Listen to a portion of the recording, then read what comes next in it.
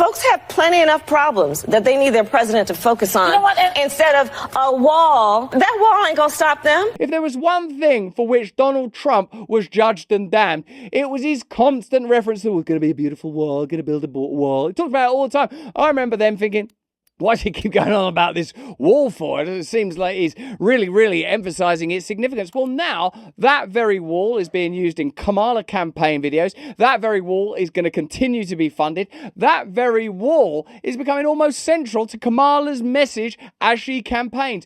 Do these people have any principles at all? And do they, in the case of Kamala, have the ability to communicate publicly? Have you seen her claiming that 220 million people died in America from the pandemic? That's nearly all of America. That's 2/3 of them. It's a country of what, 330 million Americans? If 220 million died, that would be almost everyone. And doesn't that show you the heights of hysteria that were achieved during that period? You could call it a slip of the tongue if it happened once, but it happened several times. And in that slip, you have the pure Freudian truth that that's how they were perceiving reality then. They were selling it as a pandemic. So if you're a person who still thinks like, I can't vote for the Republican Party, I can't vote for Trump, look at what you're voting for. Look at what you're being invited to believe in. Walls are good now. 220 million people died. It's an extraordinary propagandist spectacle, and it's time to awaken from it. First of all, let's have a look at Kamala publicly talking about the number of people that died during COVID, and you will see from this short compilation exactly why she's not trusted in interview situations or debates without considerable control being guaranteed first. We're in the middle of a crisis caused by this pandemic that is a public health crisis. We're looking at over 220 million Americans who just in the last several months died. We are in the midst of a public health epidemic that has taken the lives of over 220 million Americans in just the last several months. How would you make that error? 220 million people. And indeed, is it even an error? Or part of a concerted attempt to create hysteria? You know now that Zuckerberg has admitted that Facebook did censor at the behest of the deep state. At the time you were told, of course not. We would never, ever ask social media platforms to censor and prioritize our messaging. Just imagine the reverse of this. Imagine for a moment if you discovered that Donald Trump had been talking to Zuckerberg and demanding that he censor information that was somehow detrimental to his intentions and campaigns. How would the legacy media use that? How would that balloon into further hysteria? And how do you feel if you are a person that's considering voting for the Democratic Party about the wall? Are walls good now? And if walls are good now, how come walls were so bad then? Up to this headline in the morning from Axios. Quote, Kamala Harris flip-flops on building the border wall. Now, it included, by the way, that bill, border wall funding, addressing staffing shortages, better technology at the southern border, and clamp down on asylum claims. Now, Kamala Harris has leaned into this bill recently, in part to try to pin it on Donald Trump, who killed it earlier this year. For example, here was Harris at the Democratic National Convention. I refuse to play politics with our security, and here is my pledge to you. As president, I will bring back the bipartisan border security bill that he killed, and I will sign it into law. But Republicans point to Harris's past opposition to the border wall and that she was a very vocal critic while she was in the Senate. Okay. And you might be aware of the complexity around that bill because it was tacked on to further funding of various wars, in particular the Ukraine-Russia war that caused a lot of consternation and doubt. But here's Kamala herself talking about walls pretty negatively, actually. Here she is on The View. She don't seem that into walls. This issue is about a vanity project for this president. Right.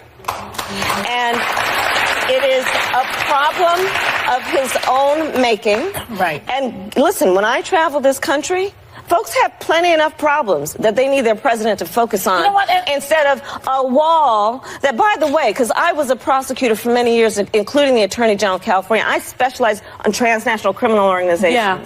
That wall ain't gonna stop them. No. No.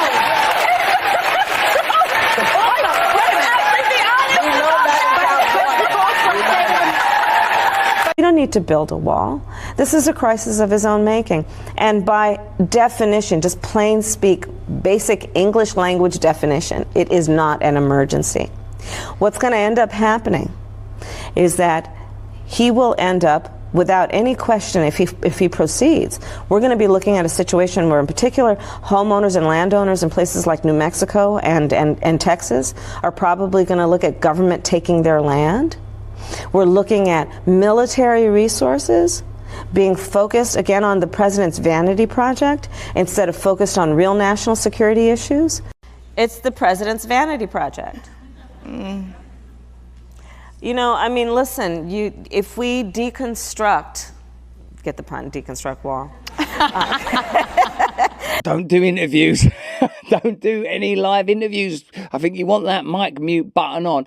Aside from these quips and cheap shots, do you not have concerns if you're a person that's considered voting for the Democratic Party, who still believe that they're the goodies? Does it not worry you that there appear to be no permanent policies? Does it not worry you that they are advocating for forever wars? Does it not worry you that there's continual hypocrisy in almost every area of policy? How do you account for the fact that people of integrity like Bobby Kennedy and Tulsi Gabbard, anti-establishment figures like Bobby, and I would say decent figures of the establishment like Tulsi Gabbard, are joining Trump's campaign? And all that's left here in this movement is apparently a relatively hollow shell, a screen upon which the image of centralized power can be projected using only relevant rhetoric, and rhetoric that isn't strong enough to even be able to sustain public appearances or spontaneous debate or open conversation or intelligent, rigorous,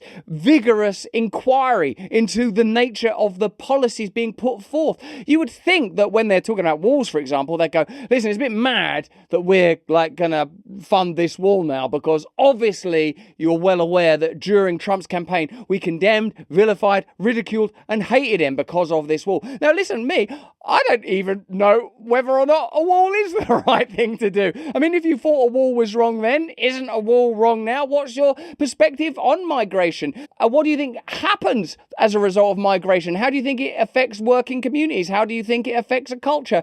Do you think that there are people benefiting from mass migration that are not explicit about the benefits that they receive? Do you think it could be one of the destabilizing influences that people refer to when they discuss the despair that's commonly felt throughout the world, the experience of blue-collar Americans, of working-class English people, of doubt and of despair, and a need for a new direction, a need to feel that democracy is indeed closer to them, that there is electoral meaning in this cycle of elections? Are you beginning to feel that perhaps something unusual and maybe even malfeasant is being practiced by the legacy media, the use of lawfare, and candidates that appear to be willing to say anything to garner and manipulate particular demographics? I, as a person that was once on the other side of the conversation, am certainly willing to say I've got serious doubts about this centralist globalist movement, and I believe that populism and new alliances are going to be the future. But that's just what I think. Why don't you let me know what you think in the comments and chat? Give this video a like and a subscribe. Ensure that it succeeds in the algorithm, and consider becoming an Awaken Wonder. We make this content and much, much more every single day for you. Now, we can't continue to bring you this beautiful content without the support of our partners. Listen, you know that we are partners with Rumble, and Rumble have gotten into the coffee game. Now, if you knew that your coffee had been tainted with pesticides and chemicals, sitting in bags for months, sitting in an old ball bag for months, probably with traces of mold, would you drink it? The answer is, of course you wouldn't. Even Jill Biden wouldn't drink a bag so contaminated. Most of the coffee we consume is stale, flavorless, and full of harmful substances that have a negative effect on our health. Rumble's 1775 coffee, on the other hand, is free from harmful substances and chemicals, whilst it's also rich in flavor. The beans are sourced from high-altitude farms in Bolivia, roasted weekly in Miami, and delivered fresh to your doorstep. As believers in freedom, buying 1775 coffee helps fight back against other coffee makers that don't even care about you none. Join the coffee revolution and brew rebellion with Rumble's 1775 coffee. It's dark, it's delicious, but there are a variety of blends available. All you got to do is go to 1775coffee.com/brand.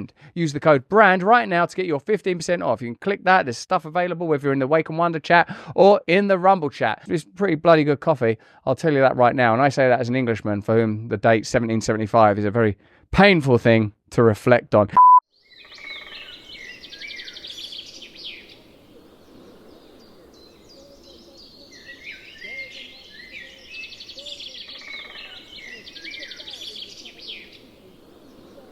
Hey, thanks for watching. If you want to see more uncensored content where free speech can flourish, join our live stream. Click the link right here to watch the next video if you want to, or become a member of a growing movement. Download the Rumble app and you'll be informed every time we make a new piece of content. Stay free.